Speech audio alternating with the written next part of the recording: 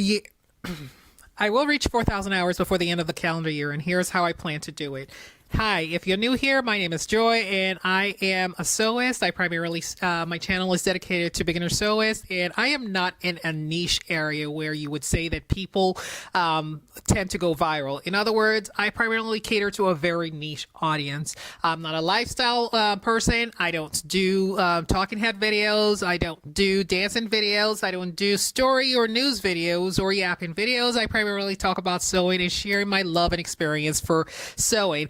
So my channel is one of those that you would consider a small channel that might take its time or, to grow. However, my goal this year is to hit 4,000 watch hours, especially in light of the new policy. So for those who don't know, if you're new here, last week, August 7th, I believe, last week, Monday, YouTube came out with a new policy that said basically if you want to be monetized, you have to have at least 4,000 watch hours, and not just 4,000 watch hours, you have to hit those numbers by January 31st, 2027, because the new policy goes into effect February 1st, 2027. My goal is to hit those numbers by December 2026. So you know what? Get that. Anyways, or as the young ones say, clock it. I do plan to hit those numbers, and here are some of the things I plan to do. Now, if you're here and you're watching this, welcome. If you're not aware of what I currently do, I primarily share sewing videos. That's my passion. Sewing is my therapy. You can see where I have sew what there, because these are some of the things I really enjoy doing. And I'm told be true to yourself, and that's what I plan to do. I don't plan on doing a family channel because I also like to keep my private life private. Anyway, so here are the ways I'm going to be achieving my 4,000 hours. The first thing I did when I saw this news last week, thankfully I had some time off of work, was to first go into Google Gemini as well as YouTube's AI tool to see what are my options. And for that, I had to plug in a lot of data. I gave it my average watch time. I gave it my engagement rate. I gave it my current watch time. I gave it a lot of information, and I said, here is my data. What are some of the ways I can hit it by this date? How can I get to 4,000 watch hours by this date? Now, coincidentally, the information that came from Google and the information that came from the YouTube AI tool were very similar. Now, that's to be expected. That feeling when you check your bank account and your paycheck's days away. And of course, your calendar's all... I'm not entirely sure why I have sound in the background, but in any case, that of course is to be expected. Why is it to be expected? Because obviously, oopsie. Oh, there we go. And why is that to be expected? Because obviously YouTube is a Google tool. So that just means that it will kind of have the same information or similar information to what I would typically have on YouTube and on Google Gemini. So it was kind of similar. So basically I took all of that information, I digested it.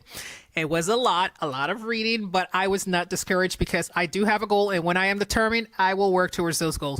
It gave me 4 things that I'm going to start with for the first 30 days, and I actually did ask it to break it down into individual tasks, daily tasks that are simple, and things that I can do after my workday ends. So these are the 4 top ones I'm going to be sharing with you because it was very helpful to me, and honestly, it didn't feel like it was an added chore, so I feel like I can do that. The first one is that it wanted me, like I currently do 3 videos a week. If you call that 3 videos, basically one is a podcast, which I record and then share information. So that's not necessarily a demonstration video. The second one is a live video where I actually do a beginner sewing project. And the third one is more a long form video where I just do like a project, but it's not live. So 3 long form videos per week. Now I just started doing that earlier last month, so it hasn't been a long time. But what YouTube did tell me is that it has shown a lot of change, addressed a lot of changes, and it has shown growth. So what I have been doing is I've been doing those 3 videos, and I am committed to doing 1 more. So making it a minimum of 4 videos a week. That also means that you probably see me here live twice per week, and then do another podcast, which is a pre-recorded podcast that I can always post here. I also have it on my RSS feed, and then I will have a long form sewing video where I will share with you how to do a beginner sewing project. Some of these projects are things that are really easy, but my goal is to go no more than 15 minutes for the project. So with the exception of my demonstration video and perhaps my podcast, most of the videos will be between 10 and 15 minutes because obviously we know that a lot of people have short attention span. So I don't want something that will quickly bore people and then they'll walk away. So that's the first thing. Stay consistent. Do a minimum of 4 posts per week at an average of 10 to 15 minutes for at least 2 of them. And then the other 2 will probably be longer because I want to make sure that when I'm doing lives, I'm fully explaining what I'm trying to do. The second thing is also to use the AI tool for my title, hashtags, description, and thumbnail. So I'm going to be using that more and making it more easier or more YouTube friendly for all of those things. Now, I have been using Canva. I am by no means a Canva expert. I use it every now and then. I think it's good, but at the same time, I just struggle with it. So I plan on using the AI tool a little more to help me through that and see what works, what doesn't work. And the great thing about it is that when you use the AI tool in YouTube on your desktop, because I don't have that option on my mobile device, but when you use it on your desktop, it actually does give you some ideas and some pictures. Granted, it doesn't always look real, so you can always tell it's AI, but the information is important because I can use that and kind of mimic based on what it's telling me that my audience wants to see or what will make it more clickable for people who are following or watching the video. So that is the second thing I plan to do. Hashtags obviously is very important because it is another way to kind of connect things together. The description is 1000% important. So when I do my videos, I always ask for an SEO friendly title that is engaging and will cause my viewers or someone who is interested in sewing to click on there so they can learn more about sewing. So that is my second thing that I'm going to be doing. The third thing I'm going to be doing is also making updates to my old videos. That is one thing that a lot of people don't know. I didn't know this until last week, that my old videos don't necessarily die per se. So I used to always think that if I had a video and I did it like, let's say 2 years or 3 years ago, once the view count goes down, that it can't, people don't really want to watch it. However, according to YouTube, because this is its AI tool, it basically says you can make updates. You can update the title, you can add more information to the to it, you can change out your hashtags, and it will, make it something that is more current, and people will start to click on it again. It'll bring it up or revive that video, so you can start to get a few more watch hours. So I plan on making that adjustment and seeing how that goes. And then the fourth and final thing, that I'm targeting for the next 30 days is that I do plan on updating my most viewed videos. So like I said, I have a little over 400 videos on this channel. I've been making a lot of videos, but most of my videos are short form videos. My goal is to make more longer form videos because those are the ones that will actually increase my watch hours. If I was to focus more on short form videos, I would have to hit 10 million. Yes, million. You heard that right. 10 million views before the end of the year or before January 31st, 2026. I obviously am not thinking about doing that because I just don't have the time to dedicate to doing all those short form videos or the number or the count that it will take to do that. So according to the YouTube AI tool, it says the long form videos are the best way to go. So that is what I plan on doing. Now, what I'm doing is I am going back through all of my long form videos and truly looking at the ones that have a high watch hours. And by looking at those, I'm trying to make updates to the title, make edits, see if there are things that I can replicate. So if a video had a higher watch time, I'm trying to say, okay, does that since this is a topic or this is something that might be good to do or my viewers want to see, let me do a little more of that. So it's actually helping me to continue to make it more focused and niche down, as they say, like bring things into focus for people who would be interested in learning to sew.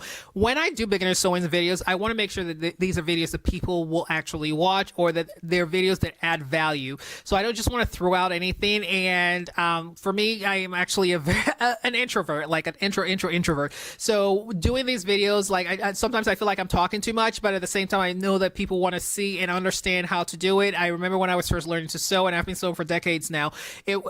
I benefited from hearing people say things, not just watching them, because sometimes people speed up videos or they do cuts and you don't necessarily know how they got from point A to point B, and that is the goal of my videos. So my demo videos will probably still be longer.